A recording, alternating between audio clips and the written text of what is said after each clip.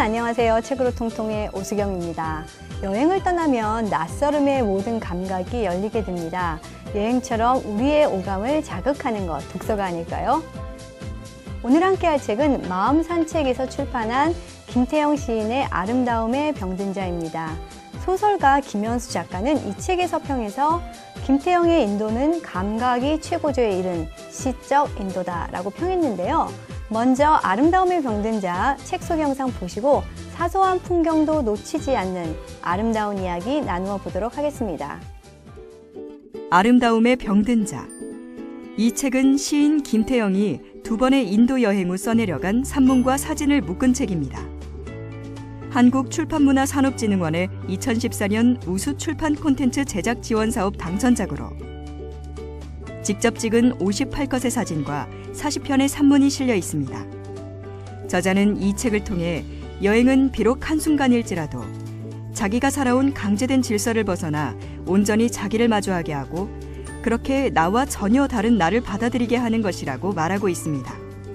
시인의 시선으로 따라가 본 인도를 통해 그저 낯선 곳으로 떠남의 의미가 아니라 본연의 자아를 만나는 시간, 아름다움의 근원을 찾아 떠나는 여행의 참 의미를 깨닫게 됩니다. 여행이란 낯선 세계로 떠나는 시간입니다. 누군가는 설렘으로 또 누군가는 절망으로 떠나는 이유는 각각 다르지만 우리 모두는 돌아올 땐 반드시 무언가를 얻게 되는 절대 꽝이 없는 소중한 시간입니다. 오늘 이 시간 김태영 시인의 여행 산문집 아름다움에 병든 자를 통해 온전히 전혀 다른 나를 받아들이는 시간 마련해 보았습니다. 함께 이야기 나누실 분들은 여행 산문집 아름다움에 병든 자의 저자이며 시인이신 김태영 작가님과 서울디지털대학교 김은경 교수님, 구보경 교수님입니다. 안녕하세요. 반갑습니다. 안녕하세요. 네, 바쁘신데 나오셔서 감사드리고요. 자, 오늘은 조금 순서를 바꿔서 제가 두 분의 책 소감을 좀 먼저 들어보려고 합니다. 예, 시인이 떠난 인도 여행. 사실 저는 좀 책을 받아보고 어떤 색다름이 있을까 궁금했는데 우리 여행을 많이 다니시는 김은경 교수님부터 한번 소감을 들어보도록 하겠습니다. 네, 저는 여행을 맞습니다. 많이 다닌 편이긴 한데 아직 그 인도는 가보지 못한 곳이라 굉장히 설레이는 마음으로 이 책을 읽기 시작했어요. 근데 기대 이상으로 책 내용도 그렇고 책 속의 이 사진들도 그렇고 너무 좋았습니다. 그래서 이 가을에 감성을 깨우는 그런 책이 아닌가라는 생각이 들었습니다. 우리 구보경 교수님은 인도 가보셨나요? 아니요, 저도 못 가봤는데요. 예. 저는 처음에 이 책이 그러니까 인도 여행에 관련된 책이라는 걸 모르고 처음에 받았어요. 그런데 아름다움에 병든 자 제목을 보고서는 그냥 뭐 철학적인 아니면 자전적인 에세이인가 보다 싶었는데 이제 인도 여행에 대한 이야기가 나오는 거예요. 근데 제가 책을 읽으면서 제 자신이 얼마나 편협했는가를 생각했던 게 인도 여행에 관련된 책이다 해서 저는 이제 인도의 어떤 뭐 유적지라든지 아니면 또 이렇게 재미있는 뭐 맛집 소개 굉장히 보편적인 어떤 그런 생각이 많이 들죠. 그런 소개책인가 싶었는데 자신에 대한 이야기와 함께 자전적인 어떤 그런 산문과 또 굉장히 디테일한 어떤 인도의 어떤 생활에 대한 이야기로 그리고 나를 반추해 볼 수 있는 그런 이제 책이어서 이게 여행에 대한 또 다른 시각이었구나라는 생각도 들었고요. 제 여행 패턴에 대해서 한번 다시 생각해 볼 수 있는 계기가 되었던 책이었습니다. 두 분 모두에게 조금 그래도 색다른 그런 내용의 책이 아니었나 생각이 드는데요. 그럼 이제 우리 작가님의 책 소개를 좀 들어야 되는데 제가 사실 아름다움에 병든 자 딱 제목을 봐서도 이게 확실히 이 시인이 지은 제목이라 굉장히 이 안에 들은 뜻이 많겠다 이런 생각도 들었거든요. 그래서 책 제목의 의미도 좀 설명해 주시고 간단하게 책 소개 부탁드릴게요. 네, 몇 년 전에 인도를 한 2번 갔다 왔고요. 그 경험을 바탕으로 이제 시를 제가 한 50편 정도를 썼어요. 첫 해 여름에 갔다 오고 그 해가 가기 전에 한 시를 인도에 관한 시를 한 50편을 썼는데 그리고 나서 제가 산문을 쓸 계획이 전혀 없었어요. 그런데 또 우연히 그 다음에 또 인도를 또 가게 됐고 그 2번에 걸쳐서 이제 어떤 여러 가지 뭐 경험이라든지 느낌이라든지 이런 것들이 시로 표현할 수 있는 것 외에 좀 더 있더라고요. 그래서 꽤 시간이 좀 지난 이후에 이제 산문으로 좀 풀어서 쓰게 됐습니다. 네. 이 책의 제목은 어떻게 지으셨나요? 책 제목은 뭐 처음부터 이렇게 정하고 이제 들어간 건 아니고요. 네. 그 인도 여행을 하면서 제가 무엇을 어떤 것을 얻고 구했는지 이제 차근차근 이제 산문을 쓰면서 찾아보니까 결국은 이 여행은 제가 어떤 아름다움을 찾아가고 구하고 그 자체가 되고자 하는 그런 여행이 아니었던가 그런 생각을 좀 하게 됐어요. 그리고 흔히 이제 뭐 아름다움, 어떤 미적인 것 이런 것들을 이제 따라가는 그런 여행들이 꽤 많은데 저 같은 경우는 이번 여행에서 꽤 뭐라고 할까 꽤 빠져들었다고 할까요? 그래서 이제 병든 자 이런 표현을 좀 쓰게 됐습니다. 네. 아, 그 시를 먼저 한 50편 정도 쓰시고 그 다음에 또 이 작품을 쓰셔서 그런지 사실 저는 이걸 읽으면서 이게 시인지 또 산문인지 막 이런 생각도 들더라고요. 예, 그런 과정이 있었군요. 근데 이 인도라는 곳이 사실 우리 보통 사람들에게도 좀 매력적인 곳이잖아요. 저도 아직 못 가보긴 했는데 네. 꼭 가보고 싶은 여행지 중에 한 곳입니다. 근데 보면은 작가들도 굉장히 여기 매력을 느끼는 것 같아요. 작가님 이전에도 인도를 갔다 오셔서 또 글을 쓰신 분들이 꽤 계신데 어떤 매력이 있을까요? 제가 이제 처음 인도라는 곳을 이제 알게 된 게 아마 10대 후반, 20대 초반 그쯤이었던 것 같아요. 그때만 해도 인도 여행기 책이 그렇게 많지는 않았어요. 네. 뭐 강석경 선생님이나 뭐 법정 스님이나 손에 꼽을 정도로 몇 권 되지 않았고 또 실제로 인도를 갔다 온 분들도 그렇게 많지 않았던 시절이었어요. 꽤 그 당시에는 이제 험난한 여행이었을 것 같은데 그 이후 이제 90년대 아무래도 그 대한민국의 경제 성장을 배경으로 해서 그 해외 여행을 하는 분들이 꽤 많아진 것 같은데 그 중에서도 꽤 인도라는 곳을 많이 찾아가신 것 같아요. 그래서 여러 가지 이유가 있을 텐데 아무래도 초반에는 어떤 구도, 명상, 뭐 요가 이런 어떤 정신 세계를 찾아가는 그런 여행 스타일이 좀 많았던 것 같고 그 이후 요즘까지 어떤 추세를 보면은 좀 다양한 문화, 낯선 것, 어떤 구도나 어떤 종교적인 그런 신성의 어떤 범위를 좀 벗어나서 좀 자유롭고 분방하고 새롭고 낯설고 좀 충격적인 것 이런 것들을 좀 선호하는 그런 여행자들이 인도를 좀 많이 찾는 것 같습니다. 네, 그래서 작가들에게도 참 매력적인 곳인 것 같은데요. 자, 두 분 교수님 또 작가님께 궁금한 거 많으시죠? 네, 우리 금옥인 교수님부터 한번. 이어서 그 작가님께서 말씀해 주셨는데 제 주변에도 저는 못 가봤지만 인도 여행을 많이 가본 지인들이 많거든요. 그런데 꼭 가보면 제 주변에 간 사람들은 가면 한 굉장히 막 한 달 정도 아니면 굉장히 오랫동안 갔다 오거나 또 갔다 와서 다들 다시 한번 꼭 가보고 싶다 얘기하는 그러니까 만족도가 꽤 높은 어떤 그런 곳이더라고요.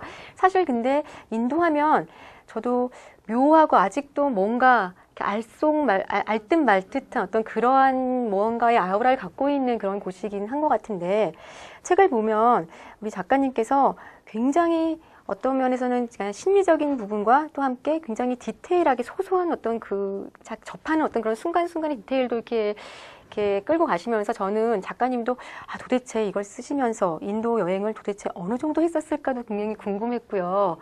또 여러 번 가셨다고 생각이 들긴 하는데 구체적으로 또 누구와 또 어떻게 어떤 여행을 하셨는지 궁금해요, 사실은. 네. 네, 혼자 간 건 아니고요.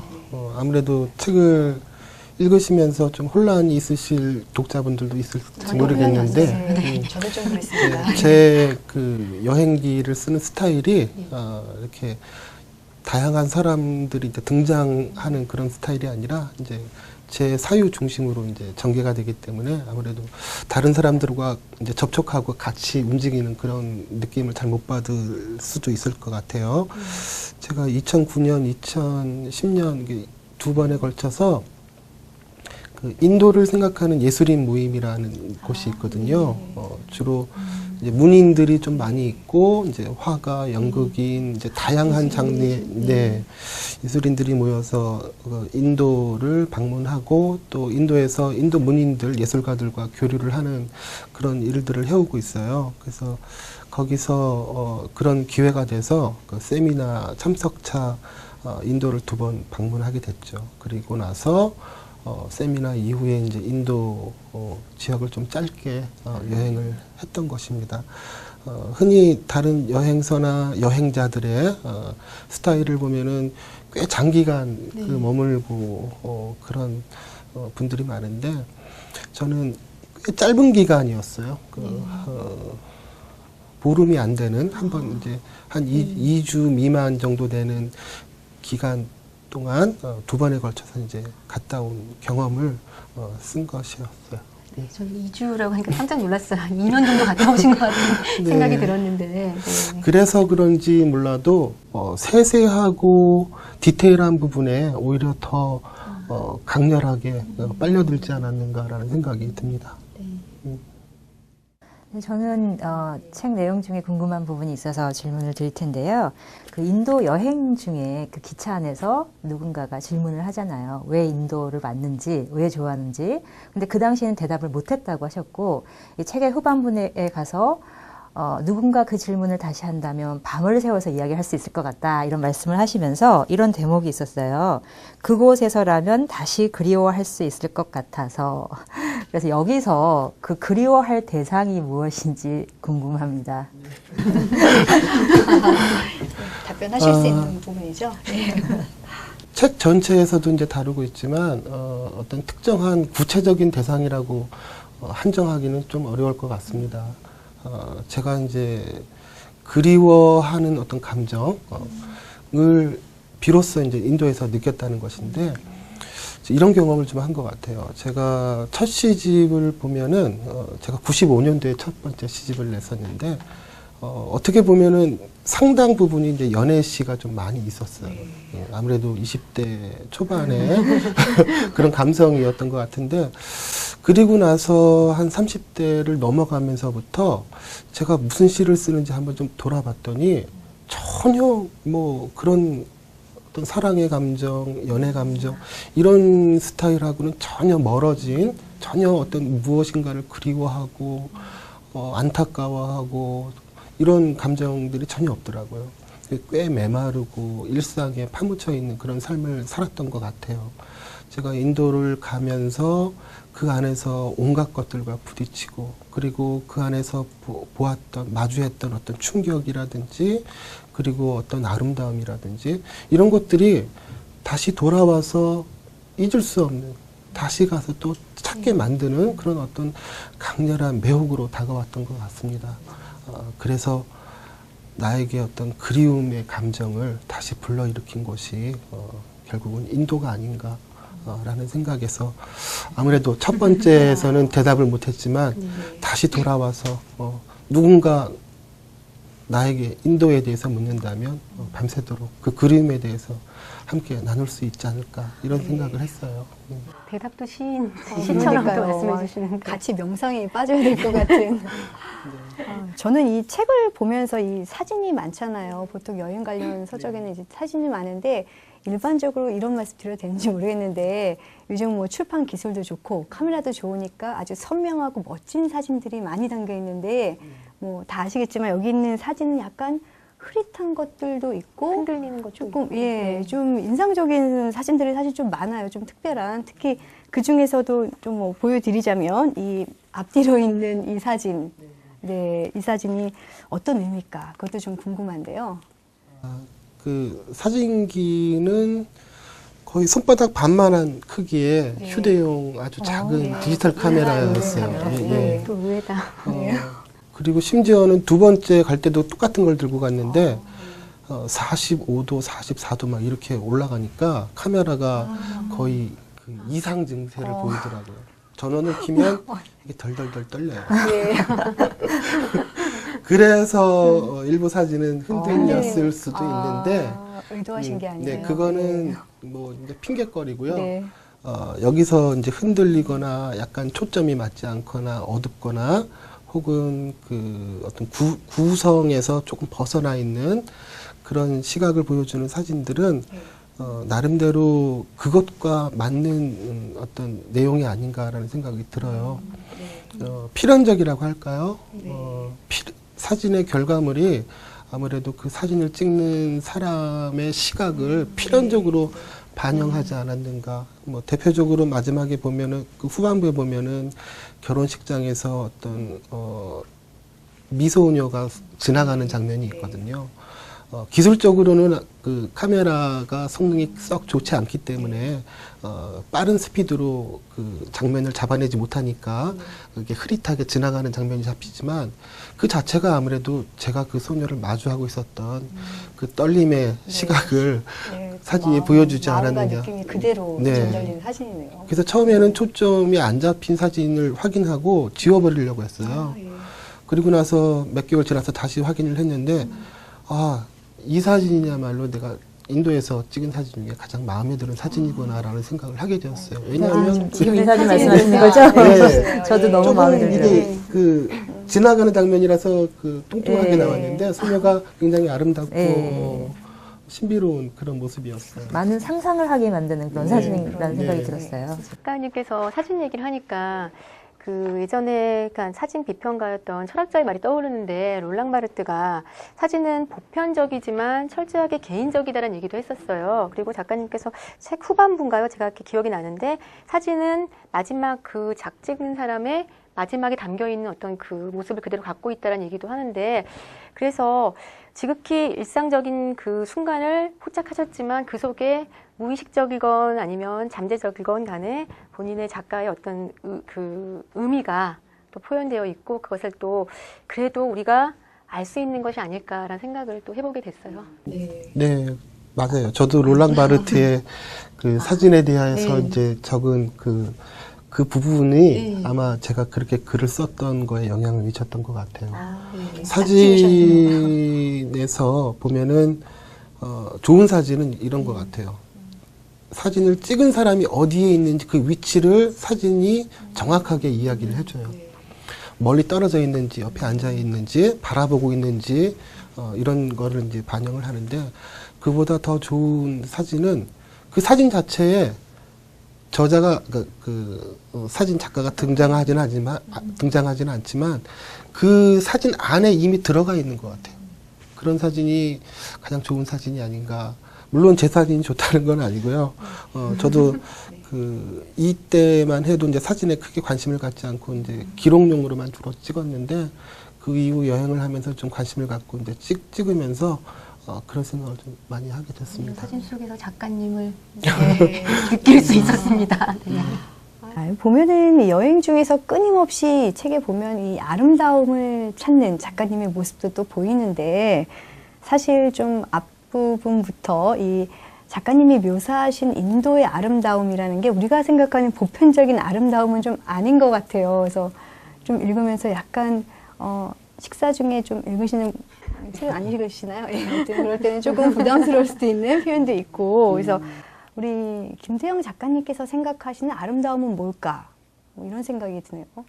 책을 읽으셔야 그 답을 독자분들이 얻으실 수 있을 것 같은데 제가 따라가고 그 안에 이제 함께 했던 어떤 아름다움이 있다면 그것은 영원이 아닐까라는 생각을 좀 하게 됐어요.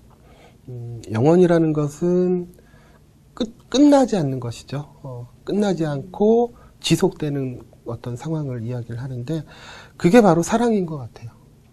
왜냐하면 사랑은 결코 끝나서는 안 되는 것이죠. 끝나면 사랑은 완성되는 것이 아니잖아요. 우리는 늘 뭐 영화나 드라마나 소설 이런 데서 완전한 사랑, 뭐 불멸의 사랑 이런 것들을 꿈꾸는데 실제로 그게 이루어지지 못하는 것은 사랑이 단절되기 때문이거든요. 그 어떤 사람도 사랑을 하면서 내 사랑이 어느 순간 끝나기를 바라는 사람은 없을 것 같아요. 그것이 늘 지속되는 것. 그것이야말로 이제 영원이죠. 제가 조금 뭐 미학적이나 문학적인 표현을 썼다면 알기 쉽게 생물학적인 표현을 한다면 제가 사라지지 않는 거죠. 당신이 사라지지 않는 거예요. 영원히 지속하는 거예요. 내 유전자를 남기는 거죠. 그 유전자를 남기기 위해서는 대상과 내가 함께 해야 되는 것이에요. 내가 생물학적인 어떤 소멸의 단계를 지났다 하더라도 내 유전자는 그대로 남아서 영원을 누릴 수 있는 거죠. 바로 사랑이란 그런 것 같아요. 사랑의 어원도 마찬가지고. 그래서 제가 어떤 따라갔던 것은 아름다움, 즉 이제 영원이고 현실적으로는 사랑이 아니었을까 이런 생각을 합니다. 아름다움, 영원, 그리고 사랑. 말이 필요 듣기만 없는 사랑. 듣기만 해도 참. 합니다. 예, 그러고요. 예. 좀 더 가벼운 얘기를 이번에 좀 넘어가서 그럼. 예. 우리 이제 뭐 여행에 관한 부분이니까 이 세 분은 혹시 뭐 기억에 가장 남는 여행지 뭐 어떤 데가 있을까요? 우리 김은경 교수님? 저는 그 태국 방콕이 가장 기억에 남는데요. 제가 어렸을 때, 아까 중학교 때 잠시 태국에서 거주를 했었어요. 그런데 그때는 어리고 뭐 선입견도 없고 하다 보니까 제 몸도 그 삶에 굉장히 동화가 되었던 것 같아요. 그래서 이 책에서도 보면은 그 현지인들의 음식점들 사진도 나오고 해서 굉장히 반가웠는데, 뭐 그런 현지인들이 먹는 음식점에서 뭐 아무런 꺼리낌 없이 먹을 것도 사 먹고, 그래서 그 태국 쌀국수 꿰떼오라는 게 있어요. 그것도 사 먹고, 또 쏨땀이라 그래서 안 익은 파파야, 파란 파파야를 채를 썰어서 만든 샐러드가 있는데 그것도 너무 맛있게 사 먹고, 또 지금도 그런지 모르겠지만 당시에는 비닐봉지에다가 음료수를 넣어서 팔았어요. 그래서 그 정체모를 빨간색, 초록색 음료수도 사 먹고, 저도 탈도 나지 않았었거든요. 근데 이제 성인이 되고 뭔가 제가 선입견도 생기고 고정관념도 생기고 뭔가 세속적으로 변해서 그런지 모르겠지만 같은 태국이 다른 느낌으로 다가오더라고요. 그래서 2005년에 제가 다시 태국에 가서 옛 추억을 떠올리면서 그 리어커에서 쏨땀을 사 먹었는데 하수구 냄새가 나는 거예요. 그래서 그걸 어떻게 하지 못해가지고 호텔 비상 계단에 갖다 버렸거든요. 그래서 저는 그 선입견 없이 새로운 환경에 적응하고 받아들이고 동화되었던 그 어린 시절의 태국 방콕이 가장 기억에 남습니다. 예. 평생 기억에 남으실 것 같네요. 예. 우리 구 교수님 어떠세요? 저는 안타깝게도 진짜 어린 시절에 이렇게 여행을 간 적이 별로 없었던 것 같아요. 근데 커서 제가 미국에서 유학 시절에 제가 플로리다에 살았었는데 그때 처음 이제 결혼해서 얼마 안 됐을 때였어요. 그래서 저희 남편이랑 같이 한번 우리 최남단까지 가보자 해서 이제 플로리다 이제 마이애미를 거쳐서 키웨스트까지 가본 적이 있었어요. 그래서 자동차 여행으로 그때 한 10시간 정도에서 이제 갔는데 가서 그 키웨스트 하면 이제 바다 최남단이고 뭐 쿠바랑도 가깝고 하는데 거기가 이제 그 해밍웨이가 이제 나중에 살았던 곳이라고 하더라고요. 근데 제가 사실은 그렇게 뭐 해밍웨이 뭐 관심이 별로 없었어요. 근데 그래도 꼭 봐줘야 될 것 같은 느낌이 드는 거예요. 그래서 이제 가서 그 해밍웨이가 살던 집에 가보고 또 이제 뭐 이렇게 설명도 듣고 하다 보니까 또 그곳에 해밍웨이가 그때 처음에 해밍웨이가 살 때 그때 1960년대 중반에 고양이가 있었대요. 근데 그 고양이가 대대손손 이제 자식을 새끼 고양이를 이렇게 낳아서 그 당시에 제가 갔을 때 2000년대 초반이었는데 이제 그 고양이 후손들도 거기 살고 있더라고요. 그대로. 근데 에피소드가 그 해밍웨이가 키웠던 고양이가 뭐 다지증이라 해서 6개였대요. 근데 그 고양이들이 계속 6개 발톱인지 발인지 모르겠는데 아무튼 똑같이 이제 그 상태로 계속 유전이 돼서 살고 있으면서 고양이들이 계속 있는 거예요. 그러니까 이제 그걸 보면서 그리고 그 해밍웨이가 살던 집에서 이제 바다를 보면서 정말 그 바다의 낚시꾼들과 막 이렇게 낚시촉을 잡고 있는 노인들을 보면서 이런 환경 속에서 노인과 바다를 만들었구나 뭐 그런 생각을 하면서 굉장히 그래도 동화되면서 봤던 그 기억이 굉장히 기억에 남습니다. 네, 참 그 고양이 얘기를 하니까 그 고양이는 정말 그 다지증 때문에 혈통이 계속 확인이 되겠네요. 네, 계속 속이도 그래서 유명하더라고요 보니까. 네. 좀 기억에 남는 여행지였을 것 같아요. 네. 작가님은 어디가 기억이 나시나요? 인도신가요? 물론 예. 인도기도 하지만 인도를 다녀와서 제가 또 고비 사막을 갔거든요. 그 이후에 고비 사막도 2번 다녀왔는데 거기도 책 내셨죠? 네, 네. 이 책 전에 네. 그러니까 이제 이번 아름다움에 병든 자는 첫 번째 책이 될 거예요. 실질적으로는. 예. 그리고 나서 이제 두 번째 고비 사막을 다녀와서 쓴 책이 이제 먼저 나오긴 했지만 그게 이제 두 번째 책이 될 텐데 고비 사막이 굉장히 인상적이었죠. 저는 도회지에서 태어나서 쭉 자랐기 때문에 그 은하수를 본 기억이 없거든요. 기껏해야 이제 북두칠성 밖에 못 봤는데 그래서 은하수를 거기서 이제 처음 봤어요. 어떤 그 굉장히 놀라운 경험을 했던 것 같고 고비 사막에서 아무것도 없는 어떤 황무지와 마주하면서 오히려 비로소 거기서 삶의 어떤 간절함을 더 느끼게 되더라고요. 그래서 저는 이제 인도와 이제 고비 사막이 잊을 수 없는 곳이죠. 네. 자, 이번에는 우리 책으로 통통해서 가장 사랑받는 코너. 예, 참여자들은 절대 좋아하지 않는 코너. 예, 나도 시인이다 코너입니다. 예. 자, 오늘의 그 제시어는요, 뭐 책 제목이 역시 너무 길기 때문에 미학이라는 이행시로 해 보도록 할 텐데요.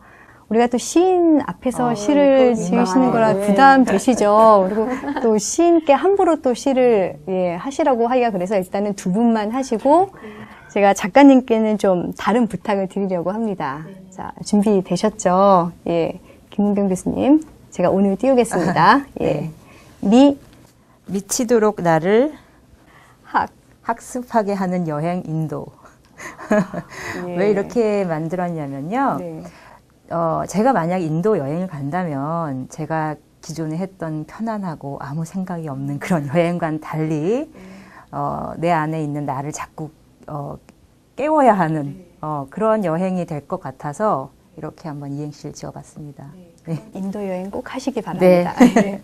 자, 부 저 교수님. 지금 깜짝 놀랐는데 네. 그러니까 정말 우리 일이 비슷해요? 말한 것도 아닌데 네, 너무 비슷해서 아마 같은 마음이었던 것 같아요. 네, 알겠습니다. 놀라실 것 같아요. 네, 진짜. 들어보겠습니다. 네. 미, 미치도록 아름다움이란 무엇일까? 학, 학수고대한 인도 여행에서 그 의미를 찾아본다. 네. 이 정말 미치도록이라는 게 예, 불광불급이잖아요. 예. 미치지 않으면 미치지 못한다고. 그래서 뭘 하면 네. 미쳐야 되는 게 저도 그래서 미에서 그냥 막힌 거예요. 이게 네. 미에서 갈 말이 뭐가 있을까? 미 해가지고 하다 보니까 미치도록으로 나오는데 되게 이렇게 통한 것 같네요. 그럼 두 분이 같이 인도 여행을 가세요. 그러면 네, 되겠네요. 그럼 될것 같아요. 열정적으로. 네. 미치도록. 예. 자, 우리 김태영 작가님, 시인이신데, 이 안에도 사실 뭐 시들이 있습니다. 그래서 뭐 안에서도 좋고요. 우리 작가님의 대표작을 들어도 좋고, 시를 한 수 낭독해 주시면 어떨까요? 네, 제가 인도 여행을 처음 다녀와서 그해 시를 50편 썼다고 아까 말씀을 드렸잖아요. 그래서 그 중에 몇 편을 이 산문집 안에 같이 수록을 했는데요. 그 중에 한 편을 읽어보겠습니다. 어느 착한 손이 있어 나에게 이렇게 사과 한 쪽을 내놓는 것인가. 아침 식탁에 한 접시 잘 깎은 사과가 놓여 있다. 몇 번 오가다 봐둔 식당에 다녀오면서 언덕 아래 노점에서 사온 것이었다. 종이에 싼 과일들이 길바닥에 쏟아질까 싶어 걸음마저 늦추어 한아름 들고 왔다. 국광도 아우리도 아닌 아무렇게나 비탈에서 자란 조그만 사과였다. 그래도 오던 길에 원숭이들에게 빼앗길지도 모르기에 품 안에 꼭 쌓아안고 왔다. 주먹만큼도 안 되는 작고 볼품없는 연두빛 사과. 단물이 넘쳐 흐르지 않는 뻣뻣한 사과를 저녁 나절 한 입 베어물다 말고 한편에 밀어두었는데 아침이 밝기도 전에 원숭이들이 다 가져갔다. 빼앗기지 않으려고 가슴에 품었던 것들을 밤새 잃었다. 한갓 보잘것없는 것들만 오래도록 붙들고 있었는지 모른다. 그런 마음을 알기라도 하는지 나에게 맑은 사과 한 쪽을 내놓고 있다. 다 늦은 아침에 어느 착한 손이 있어. 이 시는 제가 다람살라에 이제 경험한 내용인데요.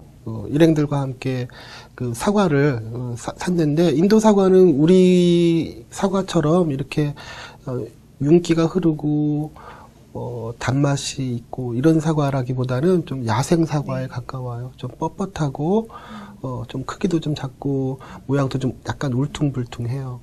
그런 사과를 이제 사서 종이봉투에 이제 담아서 이제 오는데, 그 숙소까지 오는 그 길 사이에 원숭이 가족들이 살고 있었어요. 그 원숭이 가족들한테 혹시나 이 사과를 뺏길까 싶어서 숨기고 품에 안고 사과 없다 이렇게 감추면서 이제 왔는데, 결국 먹어보니 뻣뻣하고 맛없고 그러더라고요. 그래서 한 입 베어 물고 이제 내놨는데, 그 사과를 이제 새벽에 그 원숭이 가족들이 숙소까지 와서 들어와서 이제 가져갔더라고요. 그래서 굉장히 상심하고 있었는데, 다른 일행이 다행히도 사과 몇 쪽을 이제 보관하고 있다가 저한테 이제 사과를 내놓는 거예요. 그래서 제가 가지고 있었던, 집착하고 있었던 것들이 결국은 보잘것없는 것들이었는데, 그 보잘것없는 것들을 나눠주지 못하고 혼자 그야말로 집착하고 있었던 것들인데, 그걸 잃었다고 상심하고 있는 나 자신도 부끄러웠고, 그런 마음을, 여러 가지 이제 복합적인 그런 마음을 누군가가 나에게 위로하고 있다는 그런 내용입니다. 네. 저는 앞부분에 봤을 때는 사실 원숭이가 나오고 사가 나서면 막 재밌다 그러는데 뒤에는 약간 뭉클하더라고요. 예. 저도 막 상상하면서 네. 사실은 키득키득 웃으려고 네. 했는데, 시인님께서 계속 네. 이렇게 낭독하실수록 굉장히 마음이 굉장히 차분해지는 게, 네, 그랬습니다. 네, 이번 코너는 잠시 책 밖으로 나와서 우리 작가의 방을 들여다보는 시간입니다. 시인의 일상생활, 참 궁금한 점이 많을 것 같아요. 예, 구봉인 교수님 어떤 점이 궁금하신가요? 네, 먼저 일상생활보다 정말 궁금했던 게, 제가 책에서 작가님께서 본인의 시를 외우지 않는다고 이렇게 말씀하셨던 대목이 있던 것 같아요. 이렇게 그래도 저는 그래도 내 시인데 내가 했는데 이렇게 그 버릇이 있으신가, 아니면은 다른 분들도 그러신가? 왜냐면 저는 제가 이렇게 시를 많이 읽는 사람은 아니지만 그래도 나름 이렇게 외웠던 시 같은 것, 뭐 아니면 중고등학교 때 외우게 해서 어떻든 간에 강제적으로 외웠던 시 같은 경우가 그래도 또 남더라고요, 계속. 그런데 저는 오히려 이제 작가님께서 스스로가 본인의 시를 외우지 않는다 그랬을 때 조금 또 좀 달리 봤었거든요. 어떠세요? 진짜 안 외우세요? 진짜요? 네. 아마 뭐 요 근래만 하더라도 자기 시를 외우고 있는 시는 그리 많지 않으리라는 생각을 하게 되네요. 예전에는 시 하면은 우리가 학교에서부터 그 암송을 많이 시켰죠. 꽤 부담이 있는 그런 과제였었는데, 제가 몇 년 전에 그 교도소의 그 재소자들을 상대로 시를 좀 가르치러 간 적이 있었는데, 그때 질문을 바로 이렇게 하더라고요. 그게 큰 부담이었던 것 같아요. 그분들에게. 시하면 시를 외워야 된다라는 어떤 부담감이 늘 짓눌러 있었던 것 같아요. 시를 외우면 시 그 안에 사로잡힌다는 생각을 하게 돼요. 그래서 늘 새롭게 읽히고 새롭게 상상을 불러일으킬 수 있어야 되기 때문에 한 편의 시를 외워서 자기 것으로 만드는 것도 좋지만 외우지 않아야 더 읽게 되고 새롭게 읽게 되고 상상을 그때그때 다르게, 느낌을 다르게 가질 수 있을 것 같아요. 그래도 독자가 그 작가님의 시를 또 외운다면 그래도 좋죠. 그러면 대단히 큰 영광이죠. 네.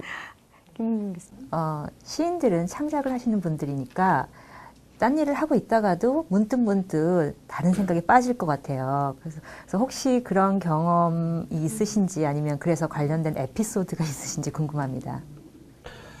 제가 이런 얘기를 좀 들은 것 같아요. 원로 선생님이었는데, 시인, 여성 시인이셨는데, 운전을 하다가, 깜빡 다른 생각에 빠져갖고, 사고가 난 적이 있다고, 그거를 이제 또 시로 쓰신 분이 또 계세요. 그래서 딴 생각 하다가 이제, 우리가 사고도 가끔 내곤 하는데, 또 다른 원로 선생님을 제가 직접 방문을 한 적이 있었는데 그때 이런 말씀을 하시더라고요. 집에 어떻게 가느냐. 그래서 운전을 하고 간다. 그랬더니 선생님이 하시는 말씀이 길 조심하라고. 그래서 옛 어른분들의 인사말이 여전하시구나라는 생각을 했었는데 가만히 생각해 보니까 이런 의미로 말씀을 하신 거예요. 시인들은 늘 딴 생각에 사로잡혀 있기 때문에 운전을 하는 사람들은 특히나 조심해야 된다고. 그때 이제 이런 생각을 좀 했죠. 딴 생각, 다른 생각. 그것은 기존에 우리에게 강박적으로 다가오는 지켜야만 하고 따라가야만 하는 어떤 현실적인 것을 넘어서게 만들거든요.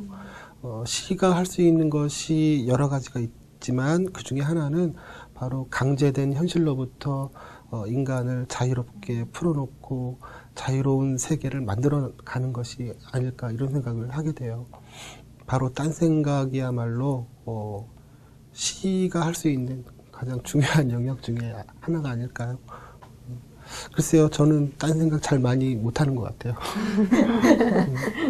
자, 아름다움의 병든 자와 함께 읽으면 좋은 책, 어떤 책들이 있는지 소개 영상 보시고 계속해서 이야기 나누도록 하겠습니다. 안녕하세요. 책으로 통통 함께 읽으면 좋을 책 코너의 한지은입니다. 오늘 여러분과 함께 할 책은 아름다움의 병든 자인데요. 이 책과 함께 읽으면 좋을 책들을 알아보겠습니다. 첫 번째 책은 지구별 여행자입니다. 시인이자 명상서 번역가 류시와가 15년에 걸쳐 인도 대륙을 여행하며 얻은 삶의 교훈과 깨달음의 기록을 담아놓은 책입니다. 성자와 거린, 사막의 유목민 등 다양한 사람들과의 만남 속에서 우리 모두는 이 세상에 여행 온 여행자들이며 인생 수업을 받는 학생이라는 저자의 시각이 깊은 사색과 문학성, 마음을 사로잡는 감동과 울림, 자유로운 정신들 속에 잘 드러나 있습니다. 두 번째 책은 끌리거나 혹은 떨리거나입니다. 이 책은 북칼럼니스트이자 자유여행자, 인문학 기획자로 활약 중인 박일호 작가의 인도 기획 서평집입니다. 인도에 대한 독특한 시선과 날것으로 생경한 풍경을 여행자의 자유로운 관찰과 자기 독백으로 풀어냈습니다. 저자는 그만이 얘기할 수 있는 다양한 인문학적 성찰과 인간적인 재미가 버무려진 낮은 시선으로의 독서 유람을 펼쳐냅니다. 세 번째 책은 그 여자 인도 여행입니다. 저자 최연주는 자신처럼 불안과 자신감, 우울과 흥분의 20, 30대를 걷고 있는 후배들에게 버스에서 우연히 눈이 마주친 무슬림 아이, 중세의 무희, 인도 따끔 마을의 18살 소녀, 남루에도 밝은 시골 안악에 이르기까지 인도에서 만난 여자들의 이야기를 들려줍니다. 인도 땅 곳곳에서 바람처럼 때론 벼락처럼 다가와 가슴 깊은 곳에 스며든 것들을 버무려내 여행이 이끄는 새로운 세계로 독자들을 안내합니다. 어떠셨나요? 오늘 제가 말씀드린 책들을 함께 읽어보신다면 아름다움의 병든 자를 더 재밌게 읽을 수 있으실 겁니다. 그럼 다음 시간에 뵙겠습니다. 자, 이번 코너는 밑줄 짝 낭독의 시간입니다. 책을 읽으시면서 여러분들이 감동받은 구절, 뭔가 공감하는 구절 있으시면 낭독해 주시기 바랍니다. 구보윤 교수님부터 하실까요? 네, 저는 사실은 책을 읽으면서, 책을 읽고 나서도 제가 앞서서 말씀드렸지만 반성을 좀 했다고 그랬잖아요. 그러니까 제 자신에 대해서 좀 돌아볼 수 있는 계기가 되었던 게, 이 여행을 제가 사실은 어떻게 보면은 어떤 목적이 없이 아니면 그냥 남들이 하니까 휴일이 되니까 이 빈 휴일을 어떻게 채울까 해서 이렇게 갔던 경우가 더 많았지, 제 스스로 진짜 진정한 여행을 해본 적이 과연 어떻게 얼마나 있을까라는 생각을 좀 의문이스러웠었어요. 그러면서 또 저 자신에 대해서 그리고 여행에 대해서 다시 한번 생각해보는 시간이 되었었거든요. 그런데 책을 읽다가 사실은 첫 장부터 제가 그게 마음에 딱 걸렸거든요. 근데 여기 보시면 18페이지에 이렇게 나옵니다.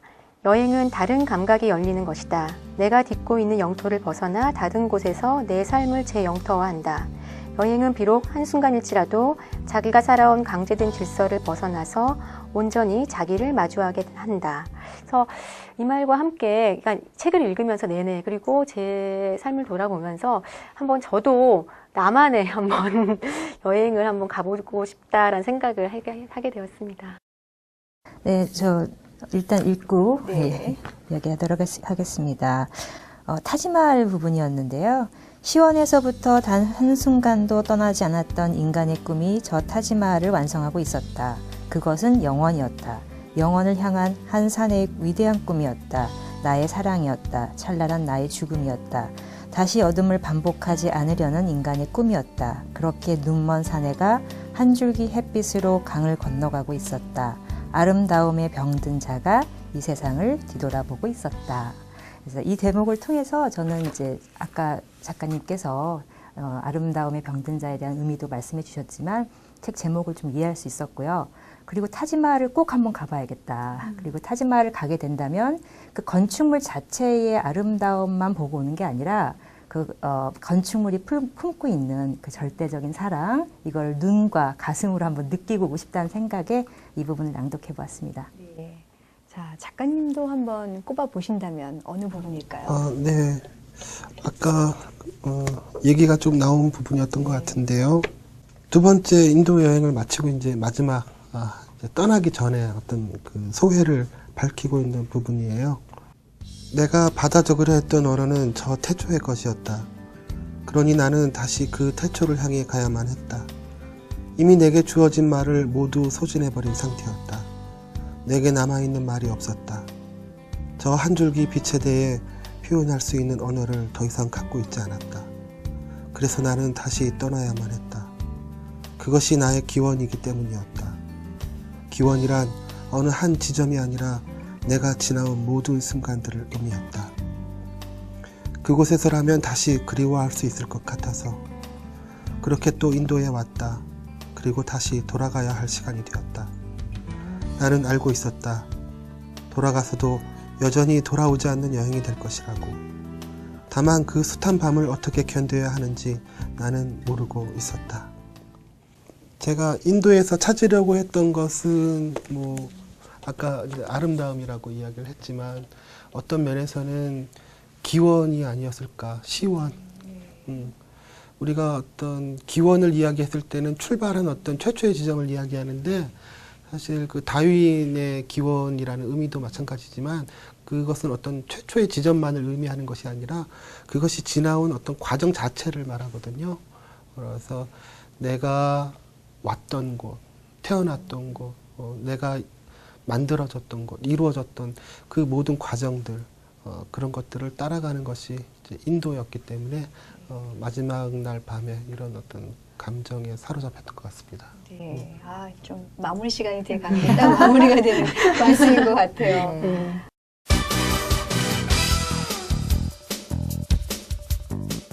자, 이번 시간은 찬반 토론 시간입니다. 근데 오늘 주제는 찬성 반대라기보다는 여러분들의 여행 스타일, 그런 것을 좀 알아보는 시간인데요. 여행 전에 사전 조사는 많을수록 좋다. 예, 찬성과 반대 카드를 들어주시면 됩니다. 준비되셨죠? 하나, 둘, 셋.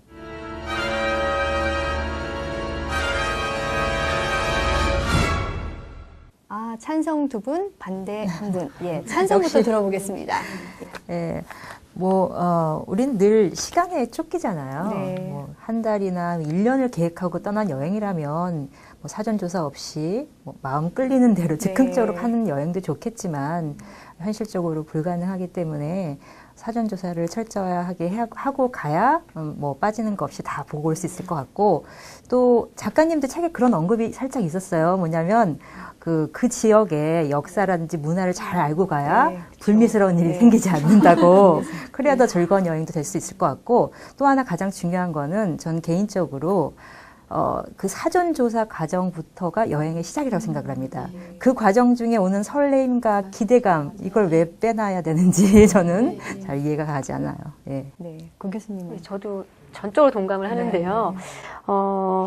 여행의 성격과 목적지에 따라 좀 다를 수도 있겠지만 미리 준비를 하고 또 계획을 하는 과정에서의 설레임뿐만 아니라 또 실제로 그렇게 해서 가서도 사실은 또 어떤 예기치 못하는 또 변수가 있을 수도 있잖아요. 그런데 저도 예전에 제가 배낭여행을 갈 때 제 단짝 친구랑 둘이서 한 달 전에 준비를 했던 것 같아요. 매일 만나서 같이 어디 미술관을 갈까, 박물관을 갈까, 그런 걸 동선도 하고 막 목적지를 막 짰었는데 굉장히 그러니까 그 스타디하는 그 과정에서 많이 배웠고 이미 그러니까 지식적으로나 정보적으로나 아니면 그리고 같이 하는 어떤 그 설레임 속에서 미리 정말 그 여행지에 이미 가 있는 것 같더라고요. 그래서 그런 준비 과정 속에서 그리고 여행을 하면서도 느끼는 것들이 더 배가 되는 것 같다는 느낌이 들어서 그리고 그래서 저는 찬성을 하는 거고요.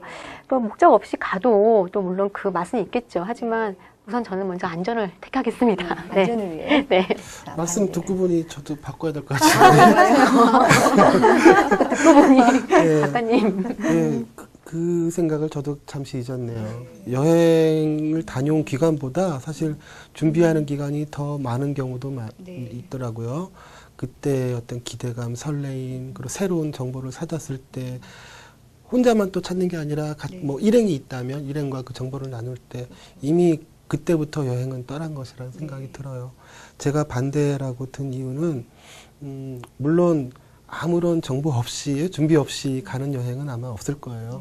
근데 최소한의 준비는 하겠지만 너무 자세한 정보를 습득하고 가면 여행지에서 이런 경우가 있을 것 같아요. 자기가 알고 있는 정보를 확인하는 것으로 끝나요. 맞아, 이건 내가 알고 있는 그것이었어 라고 확인하고 그 이상의 것을 얻지 못하는 경우가 있는 것 같아요.